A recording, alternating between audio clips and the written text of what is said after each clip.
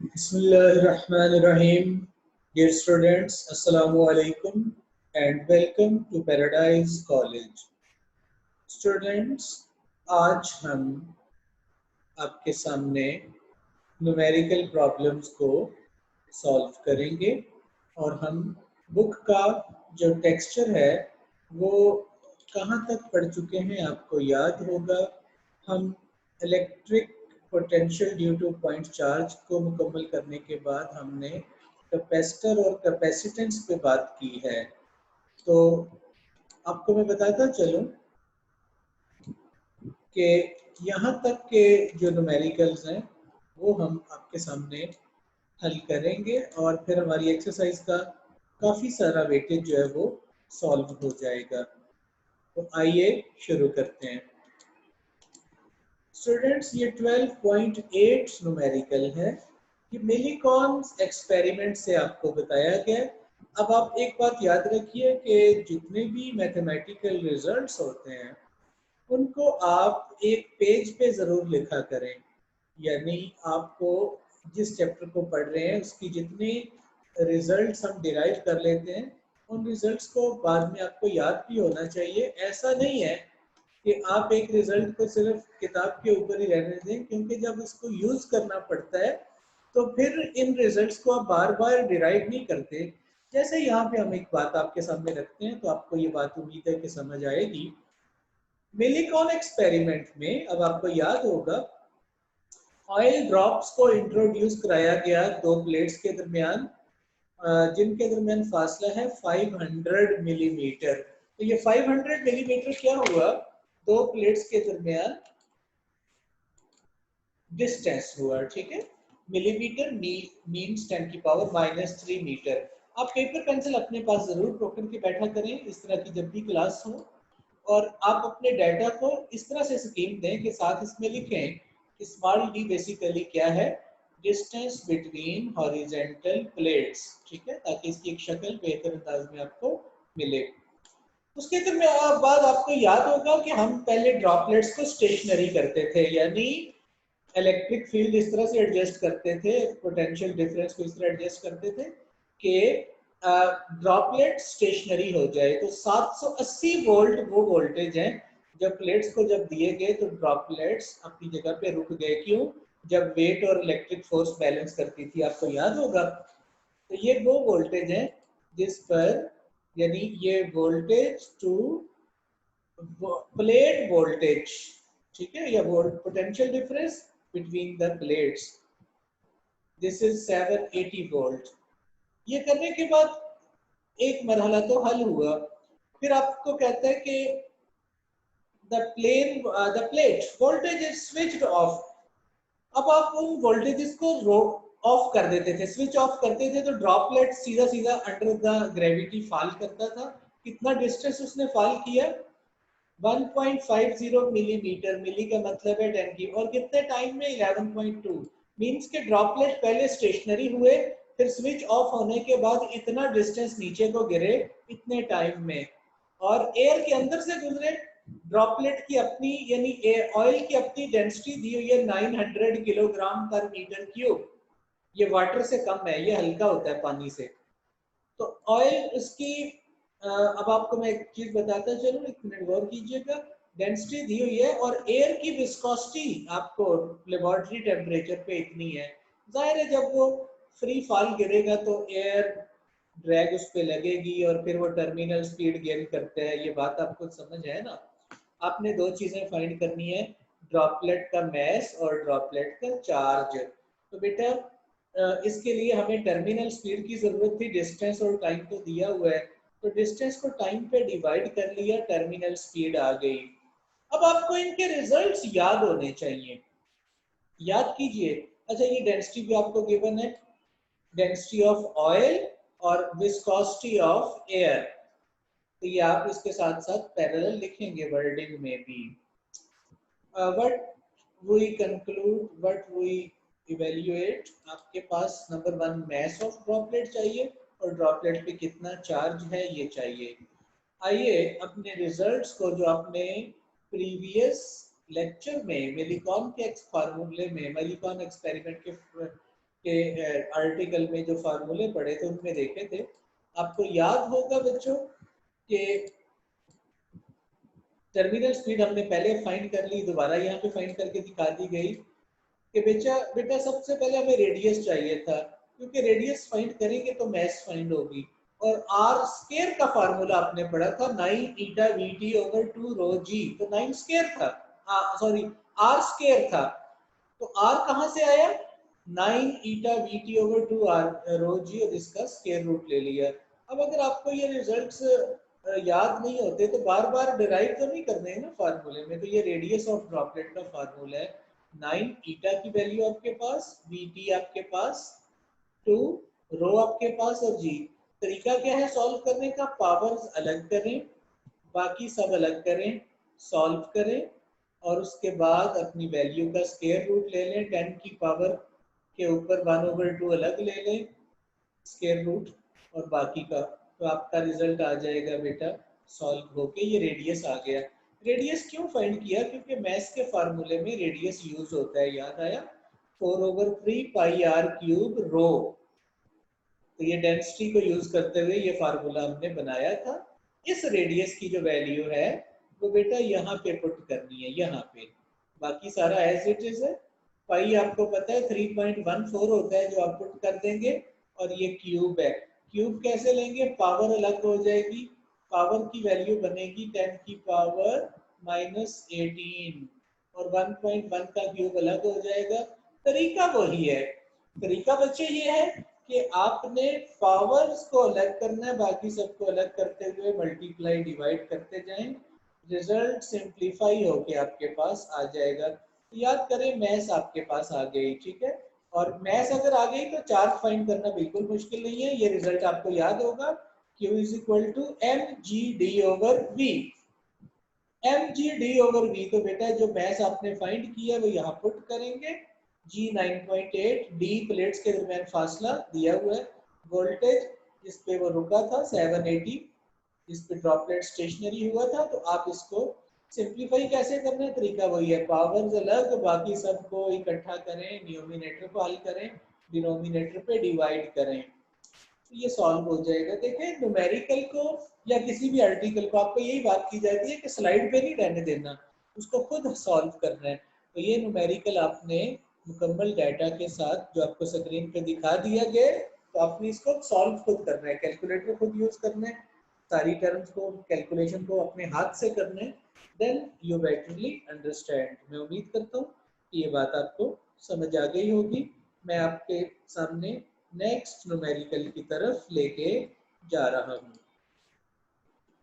Proton, proton पे आप बच्चों जानते हैं पॉजिटिव चार्ज होता है, उसको रखा जाता है यूनिफॉर्म इलेक्ट्रिक फील्ड के अंदर, और फील्ड की वैल्यू है 5000 न्यूटन पर कूलम। बच्चों एक मिनट गौर कीजिएगा, मैं यहाँ डायग्राम में दिखा रहा हूँ। ये बहुत स्ट्रॉन्ग फील्ड बताया है 5000 न्यूटन पर कूलम, बरल राइट की तरफ है, यानी लेफ्ट से राइट। तो अंडरस्टूड है कि ये हाई पोटेंशियल और ये लो पोटेंशियल, और फील्ड लाइंस हाई से लो की तरफ। ये पी पॉइंट पे हमने ये पी एक प्रोटॉन है, इस पे पॉजिटिव चार्ज है, और आपके सामने रखा गया।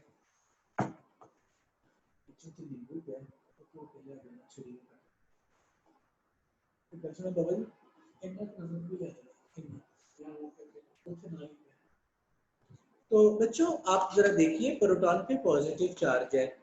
अब जरा खुद सोचिए, जब प्रोटॉन को रखेंगे तो प्रोटॉन भागता हुआ हाई पोटेंशियल से लो पोटेंशियल की तरफ जाएगा। आपको मैंने फिगर में 2 पॉइंट्स बता दिए, ए और बी। खुद बताइए कि जब प्रोटॉन ए से बी को जाएगा तो ये work done by the field होगा, और इस केस में प्रोटॉन काइनेटिक एनर्जी गेन करेगा। और अगर हम बी से ए लेके आते तो पोटेंशियल गेन करता। मैं उम्मीद करता हूँ ये बात आपके समझ आ रही है। कहता है जब इसको छोड़ दिया जाएगा तो ये 10 सेंटीमीटर ए से बी तक जाता है। बताएं 2 पॉइंट्स के दरमियान कितना पोटेंशियल डिफरेंस है ए और बी के दरमियान, और उसकी पोटेंशियल एनर्जी में कितनी चेंज आएगी, उसकी काइनेटिक एनर्जी में कितनी चेंज आएगी, और उसकी वेलोसिटी क्या बनेगी। ये सारी चीजें आपने कैलकुलेट करनी है। आइए डाटा देखते हैं। Electric field strength, delta R वो डिस्टेंस जो प्रोटॉन मूव किया, हमने नहीं कराया, खुद मूव किया, क्योंकि हमने इसको अलाउ किया था कि वो ए से बी तक जाए। तो बेटा ये ए से बी तक इलेक्ट्रिक फोर्स के जरिए सर मूव किया है। तो पोटेंशियल डिफरेंस कैसे फाइंड करेंगे दो पॉइंट्स के दरमियान? यकीनन ए पर पोटेंशियल हाई है और बी पर लो है। दूसरा, आपको ये रिजल्ट याद आया, E is equal to minus delta V over delta R. E is equal to minus delta V over delta R. तो डेल्टा V की वैल्यू क्या आएगी? Minus E delta R। ये कौन सा फार्मूला है? Electric field as a potential gradient. याद आया आपको? तो बेटा E की वैल्यू आपके पास है 5000 और डेल्टा R 0.1, तो ये 500 volt.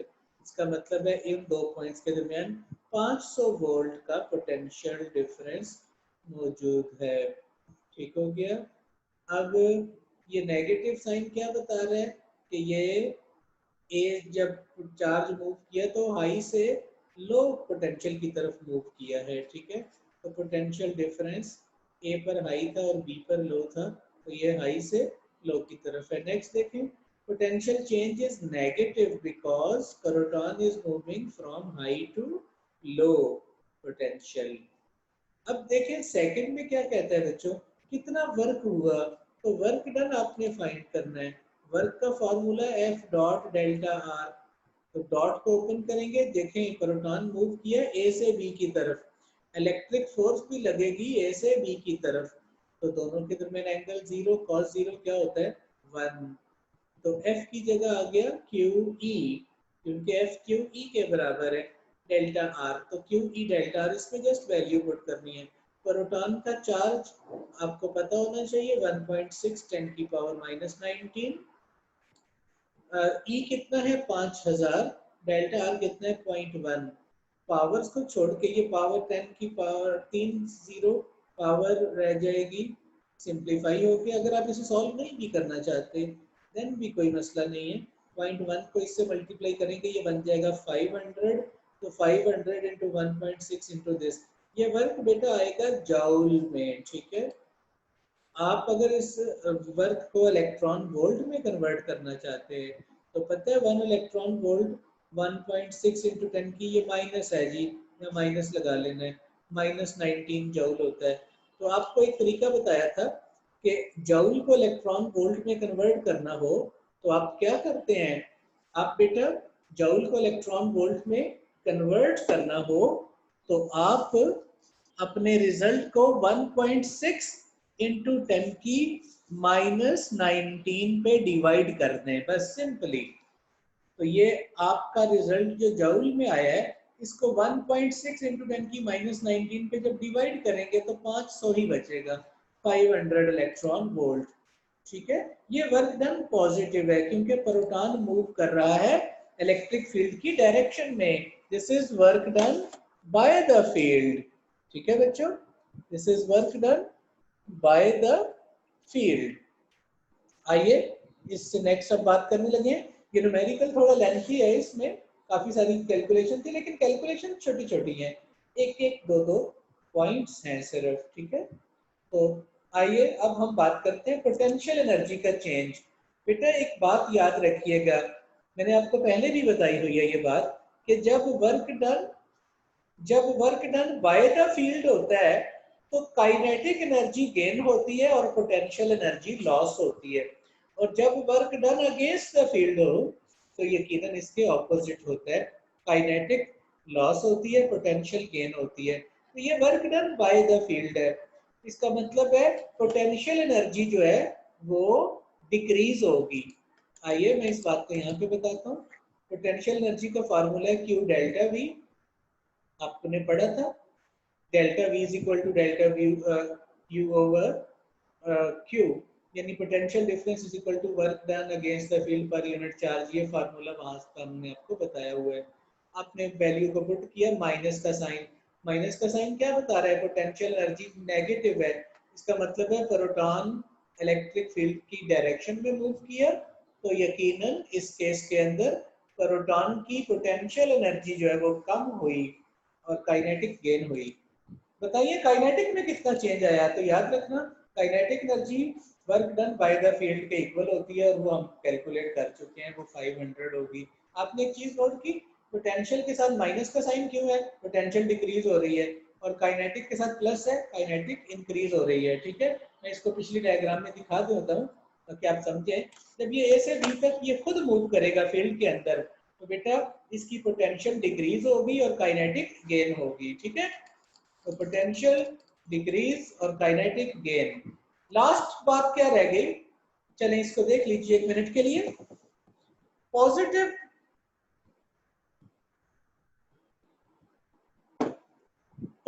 kinetic energy means that proton is moving along electric field. अब वेलोसिटी कैसे फाइंड करेंगे या स्पीड? तो काइनेटिक एनर्जी का फार्मूला होता है half m v square, cross multiply करके स्क्वायर रूट पहले वी स्क्वायर आएगा, 2 into kinetic energy change over mass, और फिर स्क्वायर रूट ले लेंगे, इसमें वैल्यूज को पुट करेंगे। यहाँ पर अक्सर बच्चे गलती कर जाते हैं, वो काइनेटिक एनर्जी की वैल्यू इलेक्ट्रॉन वोल्ट वाली पुट कर लेते हैं। नहीं, आपने एसआई यूनिट जूल पुट करना है। तो ये जो रिजल्ट है ना इलेक्ट्रॉन वोल्ट वाला, इसको जूल में कन्वर्ट करना हो तो 1.6 इंटू 10⁻19 से मल्टीप्लाई करते हैं। अगर जूल को इलेक्ट्रॉन वोल्ट में कन्वर्ट करना हो तो डिवाइड करते थे, और अब मल्टीप्लाई कर रहे हैं। ठीक है, ये वो मिस्टेक है जिससे आपने बचना है। और मैस ऑफ प्रोटॉन आपको पता होना चाहिए 1.67 इंटू 10⁻27। इसको बच्चे आप सॉल्व करेंगे, ये रिजल्ट आ जाएगा। तो ये आपने, मैं बार-बार बताऊंगा कि ये न्यूमेरिकल सिर्फ यहाँ पे नहीं रहने देने, बल्कि आपने इनको जो है वो करना है खुद से सॉल्व। अगर आप खुद सॉल्व नहीं करेंगे तो फिर आप बिल्कुल भी, आपको ये अंडरस्टैंडिंग में नहीं ये चीज़ें आएंगी। तो मैं उम्मीद करूंगा कि इसको आप सिर्फ यहाँ पे नहीं रहने देंगे, बल्कि इसको सॉल्व करेंगे। मैं आपके सामने नेक्स्ट पैराग्राफ न्यूमेरिकल की तरफ जा रहा हूँ।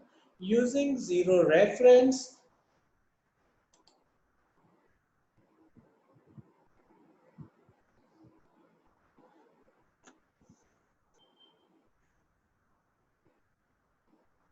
जी सी वाले पार्ट में, एक मिनट सी पार्ट आपको दिखा देता हूँ। हाँ देखो बेटा, आपका सवाल है, चलें आगे मैं बता देता हूँ।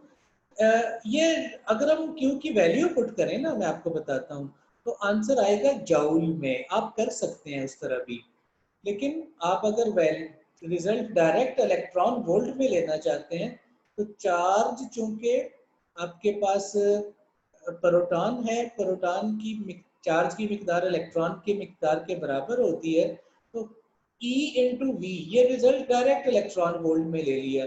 अगर आप Q की वैल्यू पुट करते हैं तो रिजल्ट आएगा 1.6 इंटू 10⁻19 कूलम्ब।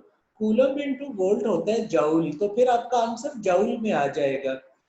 और फिर उस जूल को आपकी बुक ने आंसर सारे इलेक्ट्रॉन वोल्ट में निकाले हैं, फिर आप उसको कन्वर्ट करेंगे। ठीक है, यू बेटरली अंडरस्टैंड। अगर आप फिर भी इसको सारी टेक्निक को पहले ही तरीके से करना चाहते हैं तो यू कैन डू, आप कर सकते हैं। फिर रिजल्ट जूल में आएगा और फिर उसको इलेक्ट्रॉन वोल्ट में कन्वर्ट करना पड़ेगा। बुक के आंसर इलेक्ट्रॉन वोल्ट में इलेक्ट्रिक एनर्जी के दिए जाते के केस में दिए गए हैं। तो आप उसको उस तरह भी कर सकते हैं, बिल्कुल कर सकते हैं, लेकिन फिर ये डायरेक्टली नहीं आएगा, फिर पहले जूल में आएगा और जूल के बाद वो इलेक्ट्रॉन वोल्ट में कन्वर्ट होगा।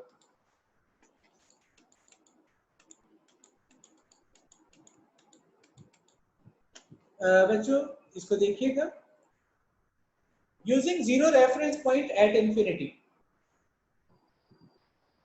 आपको याद होगा इंफिनिटी वो पॉइंट होगा जो फील्ड के बाहर हो, उसको रेफरेंस पॉइंट मानते हुए बताइए एक चार्ज है 1.0 इंटू 10⁻8 कूलम, और उसका alter the potential at a point 1.2 metre. 1.2 metre उससे चार्ज से डिस्टेंस है। बताएं उस पॉइंट पे, सिंपल वो पूछ रहा है पोटेंशियल कितना होगा, यानी इतने चार्ज का पोटेंशियल 1.2 मीटर पे कितना होगा। और कैसे, जब एक चार्ज को इन्फिनिटी से उस पॉइंट तक लाने के लिए आखिर पर आप लेकर आए अगेंस्ट द फील्ड, इसको एब्सोल्यूट पोटेंशियल कहते हैं। दो केसेस हैं, चार्ज पॉजिटिव हो और चार्ज नेगेटिव हो। डेटा देखिए, गिवन चार्ज आपको दिया है, उस चार्ज का डिस्टेंस दिया हुआ है, और आपने पहले केस में कहना है चार्ज अगर पॉजिटिव है तो उसका पोटेंशियल फाइंड करें।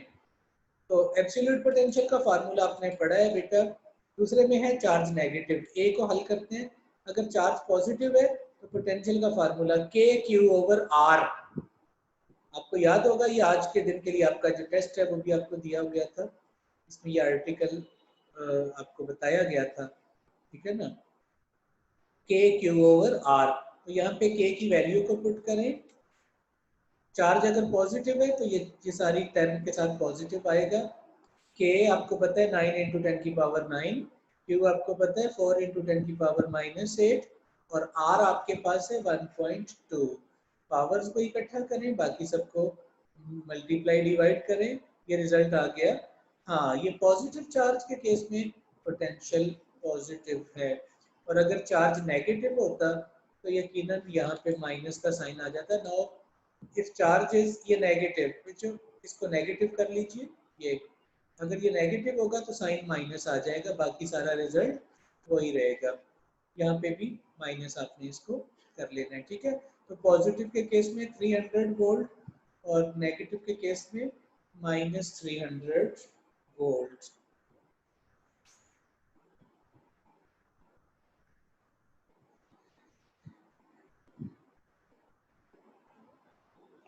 चलते हैं नेक्स्ट।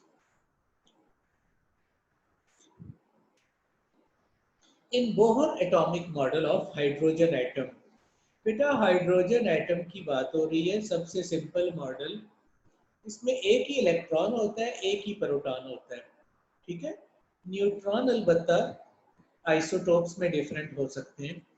तो इसमें कहते हैं इलेक्ट्रॉन एक ऑर्बिट में रिवॉल्व कर रहा है जिसका न्यूक्लियर प्रोटॉन से फासला, देखिए एक प्रोटॉन न्यूक्लियस के अंदर और इलेक्ट्रॉन ऑर्बिट में, तो दो चार्जेस के दरमियान डिस्टेंस दिया हुआ है 5.29 इंटू 10 की -11 मीटर, बहुत थोड़ा फासला होता है।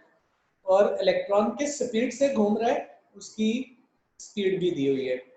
इलेक्ट्रॉन का चार्ज ना भी दिया हो आपको पता होना चाहिए, इलेक्ट्रॉन का मैस ना भी दिया हो आपको पता होना चाहिए। प्रोटॉन का मैस, इलेक्ट्रॉन का मैस, इनके चार्ज, ये आपको अब याद होनी चाहिए चीजें। क्या फाइंड करना है? नंबर 1 इलेक्ट्रिक पोटेंशियल, यानी प्रोटॉन इलेक्ट्रॉन पर कितना पोटेंशियल एक्सर्ट करता है। एक एटम की टोटल एनर्जी कितनी है और इलेक्ट्रॉन वोल्ट में कन्वर्ट करनी है, तो और आयोनाइजेशन एनर्जी ऑफ एटम, ये भी इलेक्ट्रॉन वोल्ट में फाइंड करनी है 3। ये 3 कैलकुलेशन है। आइए इसका डाटा लिखते हैं। सबसे पहले आर, तो आर क्या है आप साथ लिखेंगे, distance between atom electron and nucleus. Speed कितनी है रिवॉल्व करने की, ये आपको दी हुई है। इलेक्ट्रॉन पे चार्ज आपको वैसे ही पता है, क्यू की वैल्यू। मैस ऑफ इलेक्ट्रॉन ये भी आपको गिवन है, ना भी गिवन हो तो ये वैल्यूज आपको पता होनी चाहिए। आपने बेटा क्या क्या फाइंड करना है? Number 1 electric potential, number 2 total energy electron volt में, और थर्ड है आयोनाइजेशन एनर्जी, और ये आंसर भी इलेक्ट्रॉन वोल्ट में होना चाहिए, ठीक है। आइए तरतीब से इसको डिस्कस करते हैं बेटा। इलेक्ट्रिक पोटेंशियल का फार्मूला है के क्यू ओवर आर। के आपको पता है, क्यू जाहिर है न्यूक्लियस के ऊपर चार्ज भी उतना है जितना इलेक्ट्रॉन के ऊपर है, क्योंकि हाइड्रोजन एटम के अंदर एक ही प्रोटॉन होता है न्यूक्लियस में और एक ही इलेक्ट्रॉन है। तो बेटा जितना इलेक्ट्रॉन पे चार्ज है उतना ही प्रोटॉन पे, तो ये Q की वैल्यू एग्जैक्टली 1.6 इंटू 10 की -19 है। This is charge on nucleus, remember. R आपके पास है, बाकी तरीका आपको पता है, पावर्स अलग करें, बाकी सबको मल्टीप्लाई और डिवाइड कर लें, आपका रिजल्ट बड़ा सिंप्लीफाइड वे में आ जाएगा। देखिए ये 10 की -11 है, ऊपर आके +11 होगी, +11 और 9, प्लस का 20 माइनस का 19, 10 की पावर 1 बचेगी जो एडजस्ट हो जाएगी अंदर ही, ठीक है।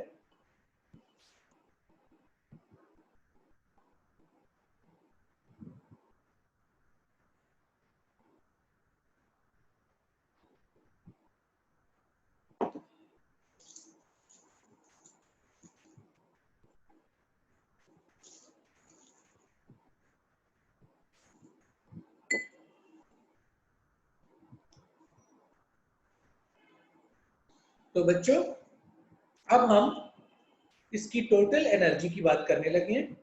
देखें, टोटल एनर्जी से पहले मैं आपके सामने बताता चलूं कि इलेक्ट्रॉन एक तो रिवॉल्व कर रहा है, तो उसकी एक काइनेटिक एनर्जी है, प्लस न्यूक्लियस का एक पोटेंशियल है जो इलेक्ट्रॉन के ऊपर है, जिसके इन्फ्लुएंस में इलेक्ट्रॉन रिवॉल्व कर रहा है। इसका मतलब है एक फील्ड की पोटेंशियल एनर्जी भी है। तो there are two types of energies. Remember one thing, potential आपको पता है क्या डेफिनेशन होती है? Work done against the field per unit charge is equal to minus W. Against के लिए माइनस का साइन लगा लिया, और आपको याद है कि बेटा जो वर्क अगेंस्ट द फील्ड किया जाए वो पोटेंशियल एनर्जी में कन्वर्ट हो जाता है। आपको ये बात फर्स्ट ईयर में बताई जाती है, आपने याद रखना है पोटेंशियल एनर्जी हमेशा नेगेटिव होती है। तो वर्क की जगह आपने गेन इन पोटेंशियल एनर्जी पर यूनिट चार्ज पुट कर दिया। यहाँ से क्या फायदा होगा कि पोटेंशियल एनर्जी के रिजल्ट को हम जब फाइंड करेंगे तो आपके लिए मुश्किल नहीं होगा। जरा देखिए, टोटल एनर्जी का किसके बराबर है? Kinetic energy plus potential energy. Kinetic का फार्मूला तो होता है हाफ एम वी स्क्वायर, लेकिन पोटेंशियल एनर्जी की जो रिजल्ट माइनस क्यू वी लिखा है, ये कहाँ से आया? तो मैं आपको बता रहा हूँ, ये जो ग्रीन कलर में आपके सामने दिखाई गई है ना कैलकुलेशन, जरा इसको देखिए। पोटेंशियल एनर्जी क्या इक्वल आएगी? ये क्यू इधर मल्टीप्लाई हो रहा है, उधर जाके डिवाइड होगा और साइन भी साथ चला जाएगा, तो पोटेंशियल एनर्जी की वैल्यू आएगी माइनस क्यू वी। अब उम्मीद है कि आपको ये बात समझ आ गई होगी कि पोटेंशियल के मैथमेटिकल फॉर्म से आपने पोटेंशियल एनर्जी फाइंड की और माइनस का साइन साथ में आया। अब आप पहले एक तरीका तो ये था काइनेटिक अलग कैलकुलेट करें, पोटेंशियल अलग कैलकुलेट करें और उनको बाद में पुट कर दें, वरना आप डायरेक्टली भी कर सकते हैं, डजंट मैटर। जैसे हाफ मैस कितना है इलेक्ट्रॉन का आपके पास है, स्पीड कितनी है 2.18 इंटू 10 की पावर 6 और ऊपर स्केयर, ये माइनस बाहर आ जाएगा।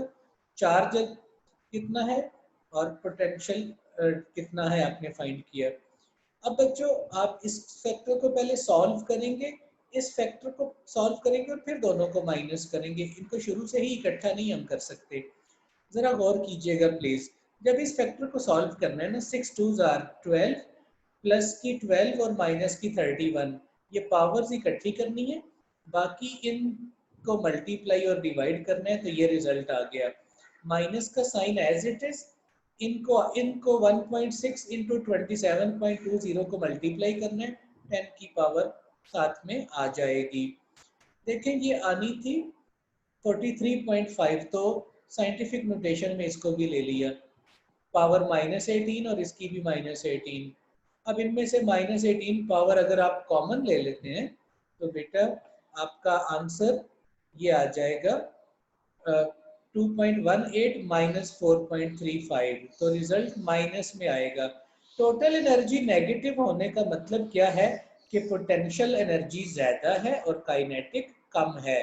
तो इसका मतलब है इलेक्ट्रॉन की पोटेंशियल एनर्जी ज्यादा है और काइनेटिक कम है, तभी तो इलेक्ट्रॉन न्यूक्लियस के फील्ड से बाहर नहीं जा सकता। ठीक है, अगर काइनेटिक ज्यादा होती पोटेंशियल से तो देन वो कभी भी उसके न्यूक्लियस के फील्ड के अंदर ना रहता। सो इस ऑर्बिटिंग केस में टोटल एनर्जी के नेगेटिव आने की जो सेंस है वो ये है कि पोटेंशियल एनर्जी लार्ज है, काइनेटिक कम है। चलते हैं हम अपनी नेक्स्ट बात की तरफ। अब बेटा ये जो रिजल्ट आपका आया, इसको इलेक्ट्रॉन वोल्ट में उसने कहा था, ये रिजल्ट तो आया जूल में। अपने आंसर को 1.6 इंटू 10 की -19 पे डिवाइड कर दें तो ये आ जाएगा इलेक्ट्रॉन वोल्ट में। This is the total energy in electron volt. C part एक लाइन का है। बेटा कहता है आयोनाइजेशन एनर्जी फाइंड करें, यानी कितनी एनर्जी दें कि इलेक्ट्रॉन निकल जाए एटम से। तो याद रखें आयोनाइजेशन एनर्जी टोटल एनर्जी के ही बराबर होनी चाहिए, लेकिन साइन प्लस का आएगा। इट मींस ये एनर्जी आपको देनी पड़ेगी इलेक्ट्रॉन को निकालने के लिए, और ये माइनस का मतलब क्या है कि टोटल एनर्जी नेगेटिव है, यानी फील्ड अट्रैक्टिव है और इलेक्ट्रॉन उस फील्ड के इन्फ्लुएंस के अंदर है. So you have to supply equal amount of energy to escape the electron from the atom. This is ionization energy. और याद रखना आयोनाइजेशन एनर्जी टोटल एनर्जी के मैग्नीट्यूड में इक्वल और साइन में ऑपोजिट होती है. तो फिर ये माइनस का साइन था तो इसके साथ प्लस का साइन आ जाएगा. इट मींस ये प्लस का साइन क्या बता रहा है कि this is the amount of energy we must supply. ठीक है, ये वो एनर्जी है जो आपको सप्लाई करनी पड़ेगी. ठीक हो गया. तो ये आपका न्यूमेरिकल भी मुकम्मल हुआ. आइए अब हम नेक्स्ट की तरफ चलते हैं. Electronic flash attachment for a camera. जी ये आपके पास न्यूमेरिकल है 13. इसको प्लीज गौर से देख लीजिएगा. A capacitor has a capacitance. एक कैपेसिटर की कैपेसिटेंस दी है 2.5 into 10 की -8 फैरड. ये कैपेसिटेंस है. और चार्जिंग के दौरान आपको पता है इलेक्ट्रॉन एक प्लेट से दूसरी प्लेट में शिफ्ट होते हैं और जब प्लेट्स के दरमियान पोटेंशियल डिफरेंस 450 वोल्ट हो जाता है. बताएं कितने इलेक्ट्रॉन ट्रांसफर हुए.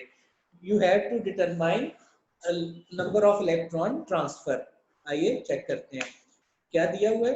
कैपेसिटर की कैपेसिटेंस तो साथ में लिखेंगे capacitance of parallel plate capacitor. Plates के दरमियान कितने वोल्टेज हैं वो आपको दिए हुए. इलेक्ट्रॉन पे चार्ज ना भी दिया हो आपको पता होना चाहिए. बेटा आपने क्या फाइंड करना है. Number of electrons transfer from one plate to other. एक प्लेट से दूसरी प्लेट में कितने इलेक्ट्रॉन ट्रांसफर हुए हैं ये आपने फाइंड करना है. कैसे फाइंड करेंगे जरा गौर कीजिए. बेटा पहले हम चार्ज फाइंड कर लेते हैं. ये फार्मूला पढ़ा है Q = CV. तो अब मैं आपको बताऊं यहां से तो चार्ज आएगा. तो मैं आपको एक बात बताता हूँ. प्लेट जब एक इलेक्ट्रॉन शिफ्ट करती है तो एक इलेक्ट्रॉन जितना चार्ज ट्रांसफर होता है. दो शिफ्ट करती है तो डबल ट्रांसफर होता है. तीन शिफ्ट करती है तो ट्रिपल होगा. लेकिन प्लेट ने कितने इलेक्ट्रॉन ट्रांसफर किए, बैटरी ने कितने इलेक्ट्रॉन ट्रांसफर किए एक प्लेट से दूसरी प्लेट में. फर्ज करें उनकी तादाद है n. तो बेटा Q किसके बराबर आ जाएगा. Q आ जाएगा NE. n नंबर है. ठीक है. तो n जैसे जैसे बढ़ता जाएगा चार्ज वैसे वैसे बढ़ता जाएगा. मींस n को 1 पुट करें तो Q = 1e आएगा. दो शिफ्ट हुए तो 2e आएगा. तीन शिफ्ट हुए 3e आएगा. 1,00,000 शिफ्ट हुए तो 1,00,000e आएगा. इसका मतलब है टोटल चार्ज NE के बराबर है. ठीक है. यहाँ पे NE पुट कर दिया =CV. तो n कैसे फाइंड होगा. E से डिवाइड कर देंगे तो CV/E. आपके सामने वैल्यूज हैं इनको आप पुट करेंगे सॉल्व करेंगे. ये नंबर ऑफ इलेक्ट्रॉन्स आ गए. अब आप अपने माइक ऑन कर लीजिए ताकि आपके पास एक तो जो मिनट है उस पर हम आप